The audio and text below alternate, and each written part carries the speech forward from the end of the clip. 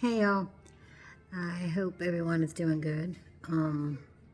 Today's been pretty good. I made it through another day sober, so it's a great day. Had a few moments. I got road rage, like I'm sure other people get it, and I have to constantly pull over when it gets out of hand, and I pull over in the parking lot and I just pray. If I didn't, I would probably do something I regret. So I heard this song today. It's by the group called Satsang, Satsang, and the song is called I Am. A lot of you probably have heard it. I had never heard it. The words in it are amazing. I highly recommend listening to this song. It's been an emotional day because it was so close to Christmas, and I'll be glad when the holidays are over. I'm sure the time is going to come when I'm going to look forward to the holidays, but it's not right now. I have a 19-year-old son, and we had a huge fight Thanksgiving, and I haven't spoke to him at all until just the other day.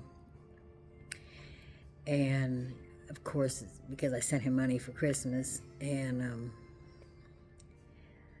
but I didn't like what he was saying to me.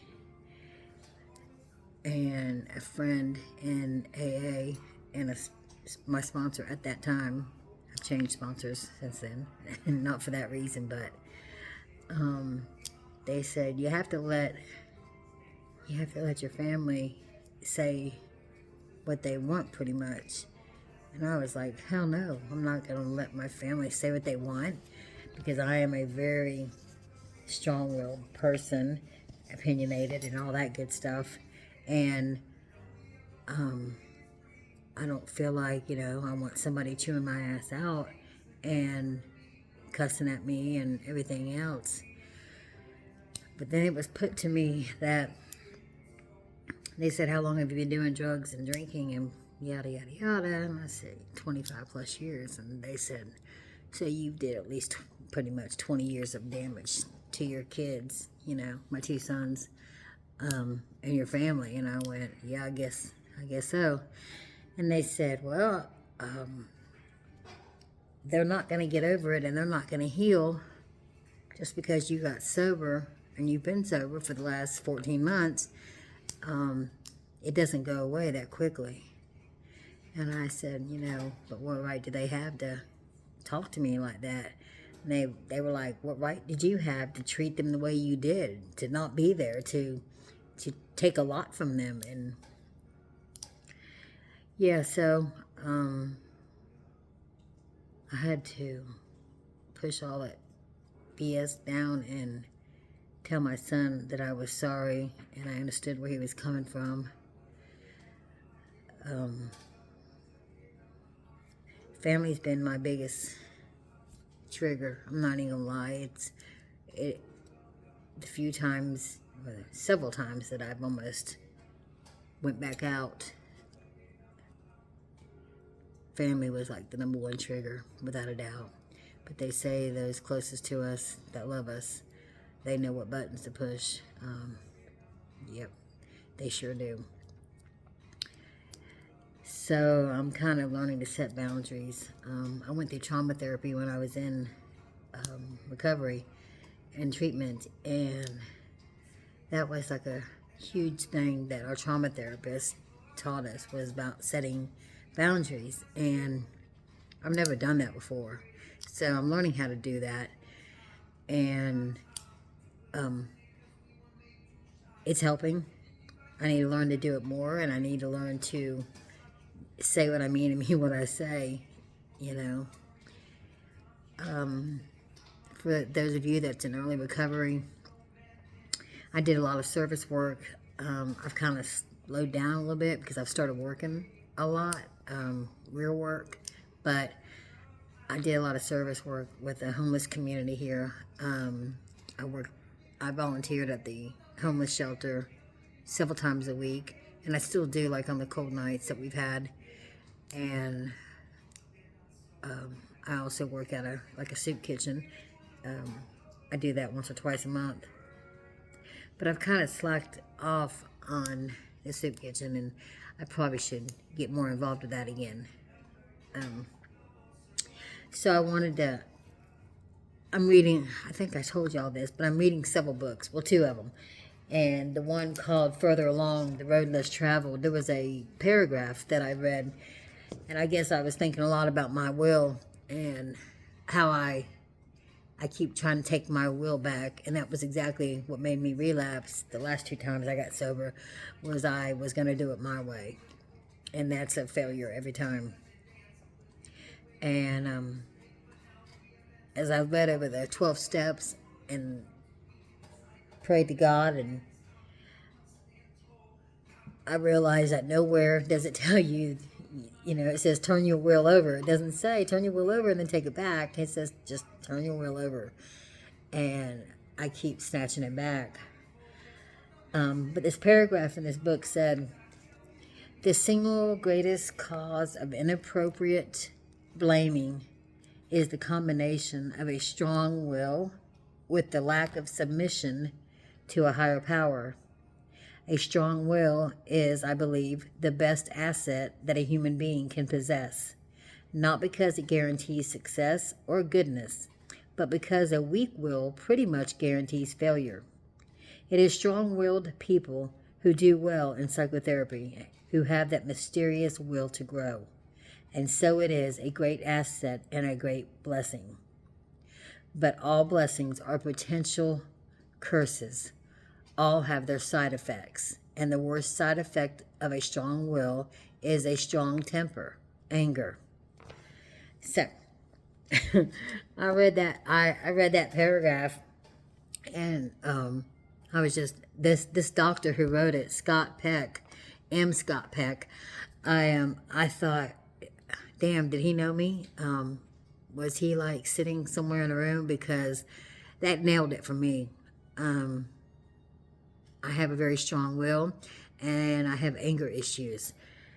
And I've been in 3 different treatments. And it seems like everybody I come across and the people that I do still, communicate with in recovery, everybody seems to have an anger issue or a strong will issue, or both, usually both. I've noticed that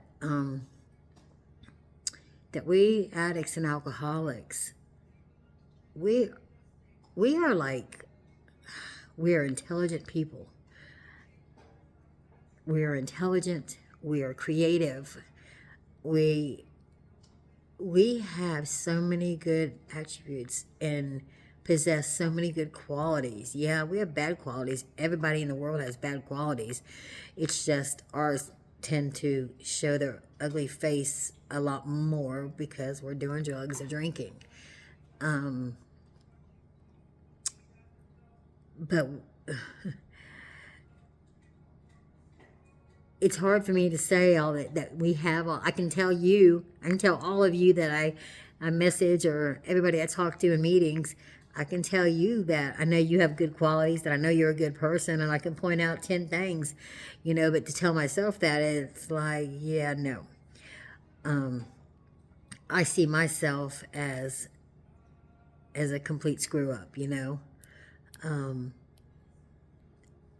When I said something to my sisters, back at the beginning of the week about something that came up with my mom, I'm the oldest of 3 girls, and after I said something to my sisters, I said, I know that I don't have a right to say anything. I don't guess I have that right. I haven't been there. I haven't been a part of this family.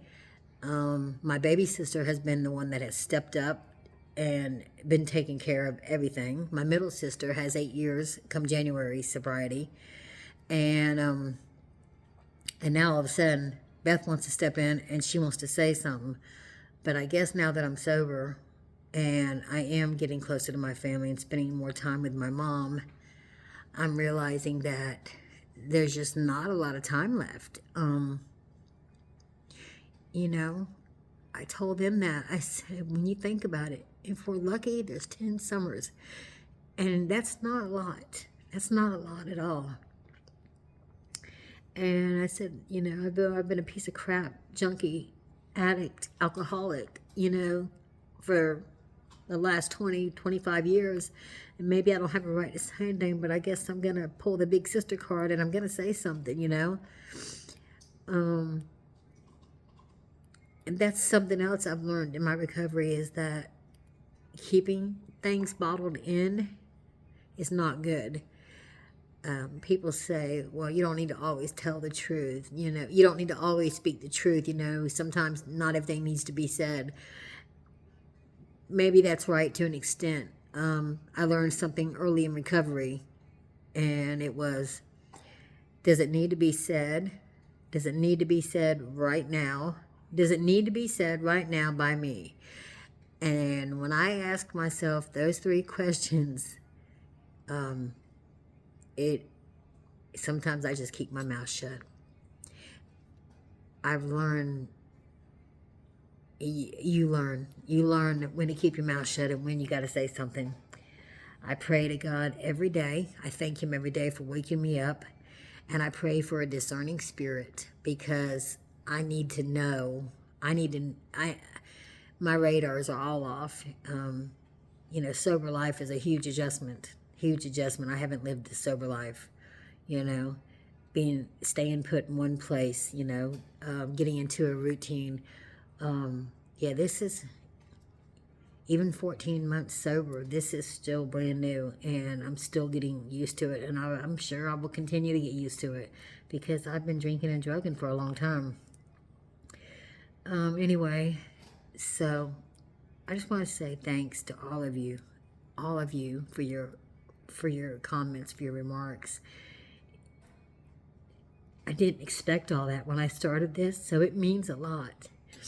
And anybody else, I think somebody mentioned, you know, it made them want to start share their recovery story on YouTube. Absolutely. Share your recovery story. We need to get somebody. I mean, I know there's a lot of AA apps and recovery apps out there, but it would be really cool if we had like some kind of app. I'm not a computer geek, so I can't do it. But if somebody out there could create some kind of recovery app where we could all, people could send in like I don't know, like a 2 to 4 minute video, a story, you know, kind of like a virtual speaker meeting, you know, but different. You know, you could just pick and choose what you want to listen to. You know what I'm saying? Anyway, so if any of you out there are computer geeks, just a thought, it probably would be really huge. Anyway,